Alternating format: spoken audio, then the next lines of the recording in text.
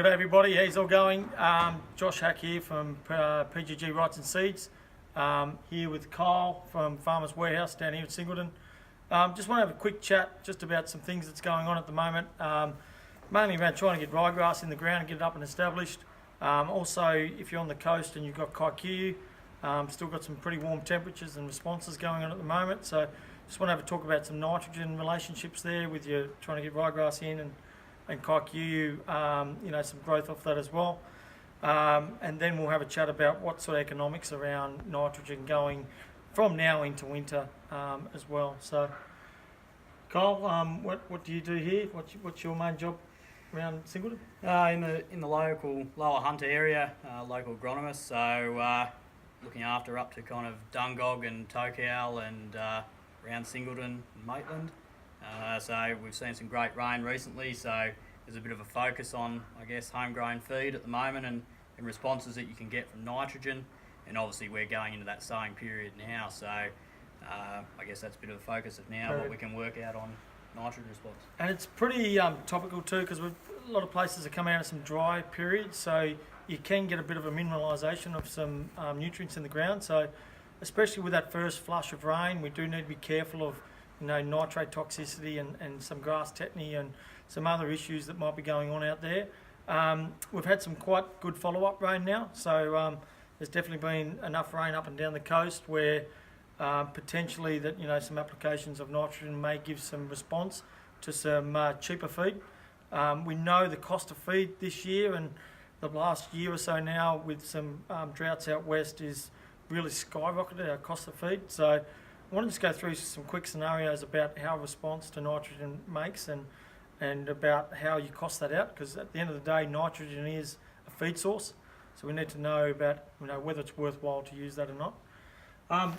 So basically a couple of the things we want to quickly touch on is nitrogen in Kikuyu and whether we should be, if you need the feed. So there's a couple of things we need to tick off on. Is first of all, you want to sit there and say, do I need the feed?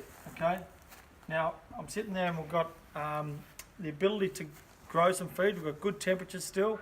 Today, Kyle, what was the soil temperatures down there in the paddock? We're looking at 22 to 24 degrees soil temp, so still very positive for Kikuyu growth. Yeah, and we've got lucerne and chicory still growing out of its skin, so we've definitely still got plenty of temperature around and can get some responses.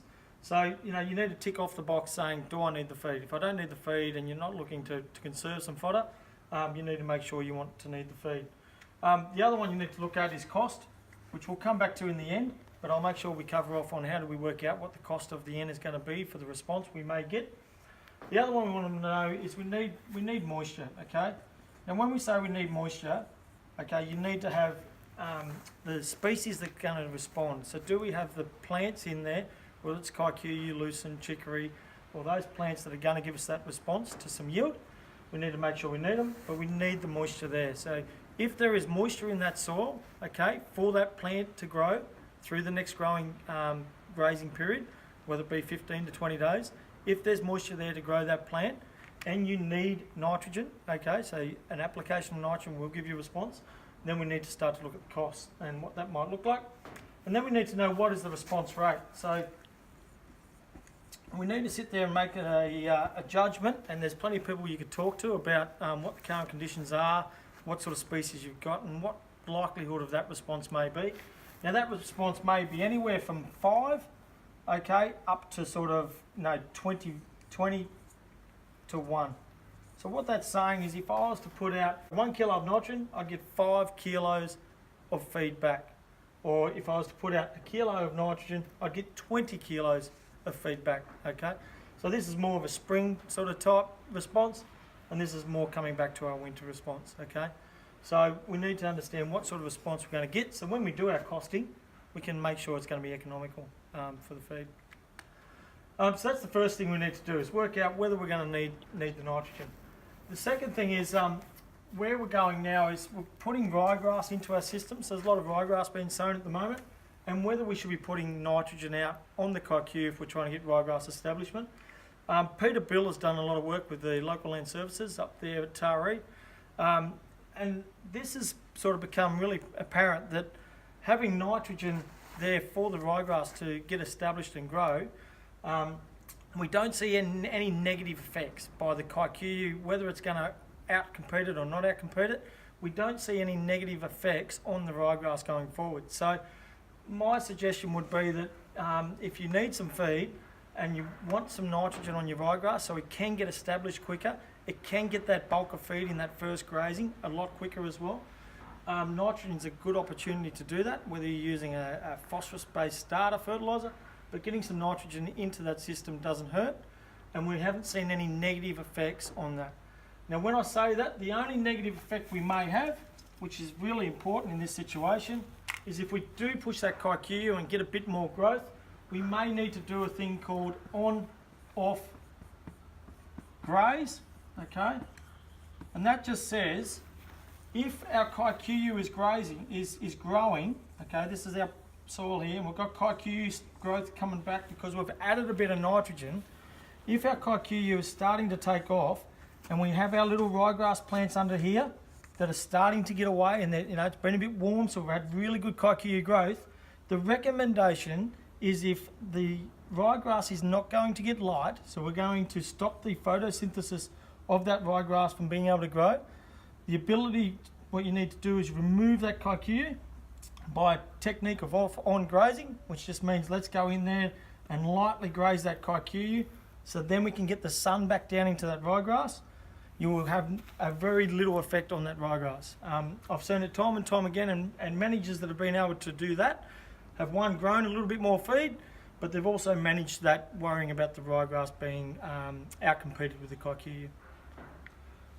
Yeah, and you're getting to a point now where, you know, in another 3 to 4 weeks' time, your Kai is going to slow up as well. So it nearly works in with that perfect phase that by the time you take that bit of a nip off the Kikuyu, your ryegrass is going to be hitting its straps kind of thing and coming through by then. So that's good. So that's pretty much covering the stuff about nitrogen on Kikuyu or whether we should be putting some nitrogen with the ryegrass. Another technique some people use is basically 2 weeks after sowing the ryegrass, they'll add some nitrogen then once the roots are started to establish. That's okay, but just keep in mind if you're going to do that, whenever you apply nitrogen, okay, at any point in time, if we apply nitrogen here, whether it's 2 weeks after sowing or whether it's at sowing, we need to make sure we're not regrazing that paddock within that 15-day period, okay? Because there is potential for some nitrate toxicity issues if you are going between that period. So just keep that in mind. If you do look to go that week to 2 weeks after sowing, and you do have really good conditions for the ryegrass to get up and going, you need to make sure that you're not going in at 30 days and getting some nitrate issues. So just make sure it's not a problem as long as you know that and you mark those paddocks to say that we need to make sure we give them that extra 15 to 20 days so that we don't cause any issues with that nitrogen uptake in the plant. Okay, so now we're going to have a talk about the costing, like we said there before. So we're going to have a quick chat about how we've said that we want the feed, we have good moisture to get a response, and we also need the fertiliser. So we know that if we put the N on, we're going to get a response. So what we're going to look at now is, well, what is the unit cost? So we always go back to a unit cost because it's important. So use different type of fertilisers out there, and they all have different prices. But you always want to work it back. What is the unit price per kilogram of nitrogen? Okay. So all we're saying here is, you know, $1.20 per kilo of nitrogen is what it's going to cost us to apply that to the paddocks. this is based on urea. Yeah. So this is based on urea. Yep. So, you know, recommended is, you know, applying between 20 to 50 kilos of nitrogen per application. Okay, so we're just going to pick the top number there, 50 kilos, because it's an easy number for us to work through here now. So we're sitting there saying, righto, we're going to apply 50 kilos of nitrogen per hectare, because that's within the recommended rates. Okay, and we're going to pick a number which I think is quite reasonable. Look, I think we can probably get a 15 to 1 response at this time of year. We've got some really good growing conditions out there at the moment. We've just had some good, decent rainfall to get some growth. But let's just say that we're going to get a 10 to 1 response. One, it makes my maths a bit easier, and two, I think it's very achievable. So we're not trying to talk out of school. So what we're saying is we've got $1.20. We're going to put 50 kilos of nitrogen per hectare, and we're going to get a 10 to 1 response. So for every 1 kilo of nitrogen we put out, we're asking to get 10 kilos of dry matter back. Okay, that's the economic response we want to get. So we're sitting there saying we're going to apply 50 kilos of nitrogen at $1.20. Okay, that's going to cost us $60 per hectare. Okay, so 50 kilos by $1.20 gives us $60 a hectare in cost for the nitrogen. So if we get a 10-to-1 response, okay, that means that we should be able to get 500 kilograms of dry matter per hectare. Okay, and on that, that means that for the $60, we're going to grow half a tonne, which means that we're going to cost out for a tonne $120 per tonne of dry matter. So we'll grow with our 10-to-1 response, end up costing us $120 per tonne of dry matter. So now we can make an economic decision for our business to say, yes, I want the feed, yes, I have some surplus, and we want to put some nitrogen on to grow a bit extra feed, okay? And it's going to cost us $120 to grow that feed. Now, in some years, that may still be getting a bit high, but I definitely know in this year, what would be the average price of some decent quality silage around this area per tonne? Yeah, well, you're going to be upwards of $400 Yeah. a tonne. Yeah, and that's for silage. And what about grain? Yeah, getting close to $500 a tonne delivered on farm. Yeah. That's what you're looking at.